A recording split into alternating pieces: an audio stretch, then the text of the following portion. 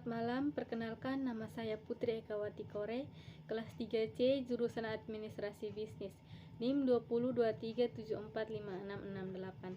Saya dari kelompok 3 ingin mempresentasikan hasil kerja kami. Bab 6, Hukum Jaminan Hak Milik Intelektual dan Lisensi. Jenis jaminan. Jaminan sendiri terdapat berbagai unsur yang menyebabkan kegiatan ini dapat terjadi. Di antaranya yaitu adanya kaidah hukum atau aturan yang mengatur hubungan antara pemberi jaminan dan penerima jaminan.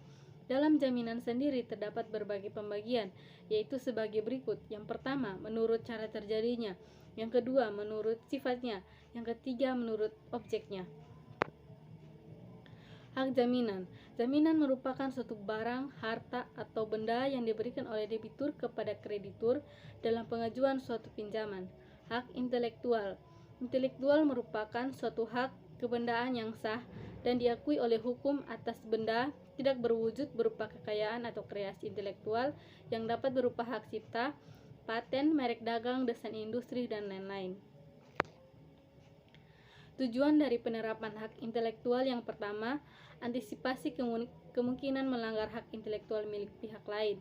Kedua, meningkatkan daya kompetisi dan bangsa pasar dalam komersialisasi kekayaan intelektual. Ketiga, dapat dijadikan sebagai bahan pertimbangan dalam penentu strategi penelitian, usaha, dan industri di Indonesia. Lisensi. Lisensi adalah izin untuk menikmati manfaat ekonomi dari suatu objek yang dilindungi hak intelektual untuk jangka waktu tertentu. Perjanjian lisensi harus ditulis secara tertulis dan harus ditandatangani oleh kedua pihak.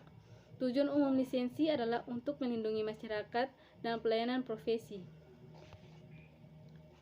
Hak tanggungan. Hak tanggungan adalah hak jaminan atas tanah untuk pelunasan utang tertentu yang memberi kedudukan diutamakan kepada kreditor tertentu terhadap kreditor-kreditor lain.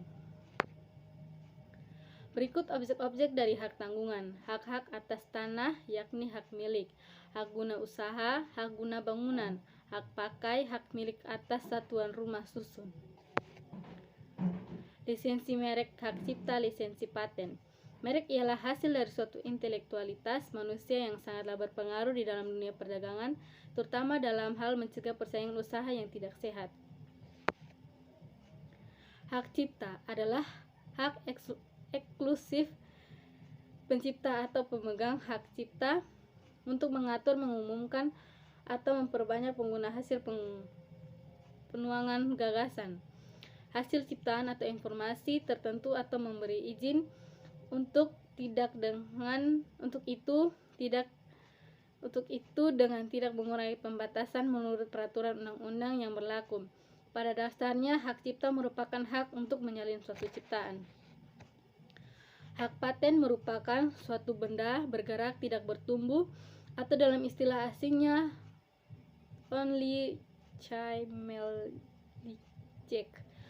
Rorrendesaken yang dapat dipindah tangankan, misalnya dijual, dihibahkan, diwariskan, dan sebagainya, asal penyerahan tersebut dilakukan secara tertulis dengan bersangkutan dan didaftarkan pada daftar paten. Bab yang ketujuh, hukum ketenagakerjaan dan kepalitan. Ketenagakerjaan adalah segala hal yang berhubungan dengan tenaga kerja pada waktu sebelum, selama, dan sesudah masa kerja.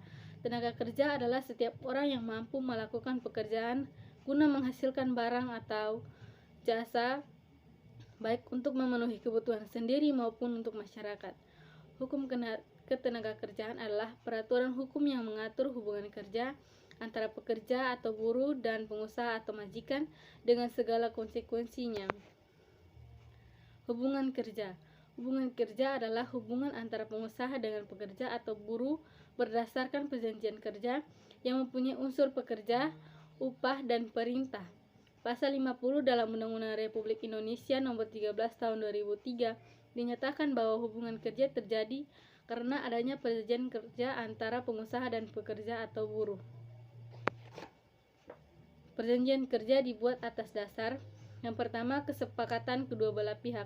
Yang kedua, kemampuan atau kecakapan melakukan perbuatan hukum.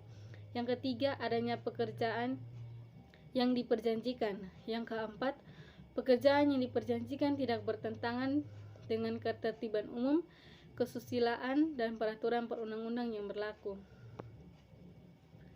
Perjanjian kerja berakhir apabila yang pertama, pekerja meninggal dunia. Yang kedua, berakhirnya jangka waktu perjanjian kerja. Yang ketiga, adanya putusan pengadilan dan atau putusan penetapan lembaga penyelesaian perselisihan hubungan industrial yang telah mempunyai kekuatan hukum tetap.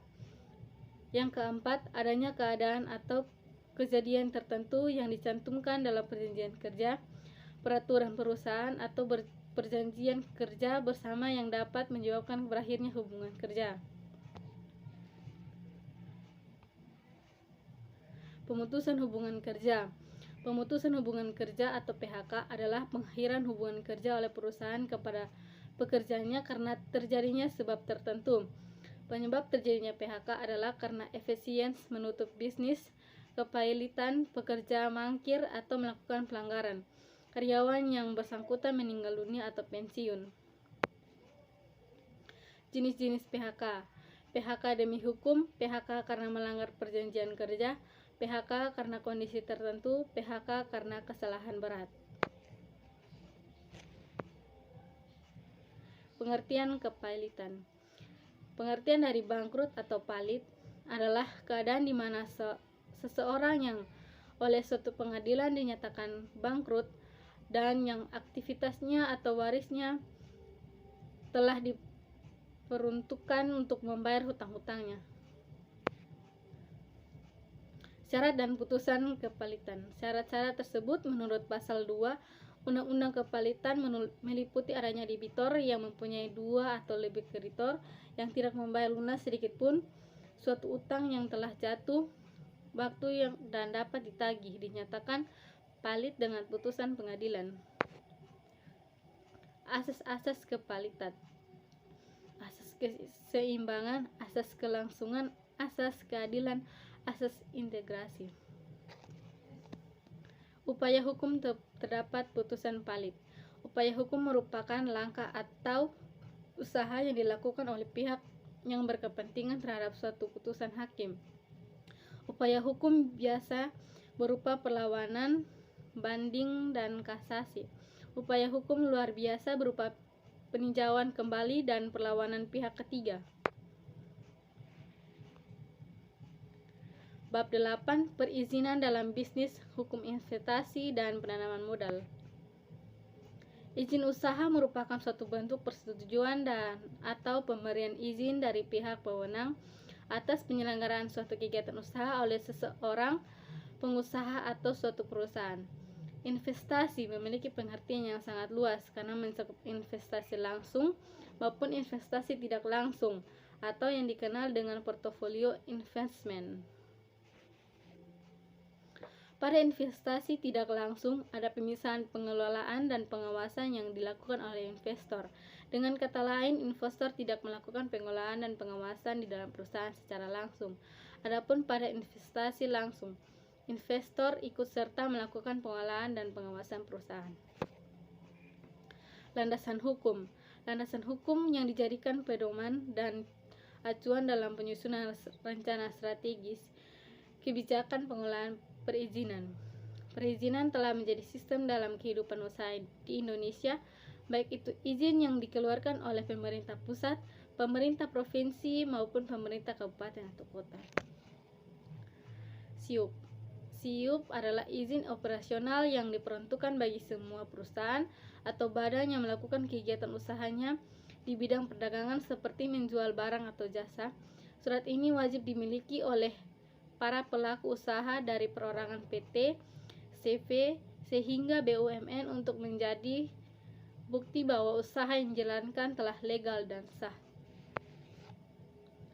Manfaat dari pembuatan SIUP yang akan memberikan dampak positif kepada perusahaan antara lain: yang pertama, bukti legal dan sah sebuah perusahaan yang diberikan oleh pemerintah. Yang kedua, syarat untuk ikut kegiatan lelang yang diselenggarakan langsung oleh pemerintah. Yang ketiga, alat untuk mempermudah kegiatan ekspor dan impor. Yang keempat, kemudahan mengakses dana sebagai sumber modal, misalnya melakukan pinjaman dana. Yang kelima, syarat pendukung untuk pengurusan administrasi. Yang keenam, kemudahan pengembangan bisnis, misalnya berpartisipasi dalam tender. Yang ketujuh, meningkatkan kredibilitas perusahaan. Asas penanaman modal. Keikutsertaan Indonesia dalam berbagai forum internasional, maka berbagai nilai yang dianggap telah menjadi norma universal diakomodasikan ke dalam hukum nasional. 50 ada asas-asas yang terkandung dalam pasal 3 ayat 1 Undang-Undang Penanaman Modal, ialah asas kepastian hukum, asas keterbukaan, asas akuntabilitas. Penanaman modal dalam negeri adalah kegiatan menanam modal untuk melakukan usaha di wilayah negara Kesatuan Republik Indonesia yang dilakukan oleh penanaman modal dalam negeri dengan menggunakan modal dalam negeri. Penanaman modal asing adalah kegiatan menanam modal untuk melakukan usaha di wilayah negara Republik Indonesia yang dilakukan oleh penanaman modal asing, baik menggunakan modal asing sepenuhnya atau berpatungan dengan penanaman modal dalam negeri. PMA merupakan bentuk investasi dengan jalan membangun, membeli total atau mengakuisisi perusahaan. Sekian dan terima kasih dari kelompok kami.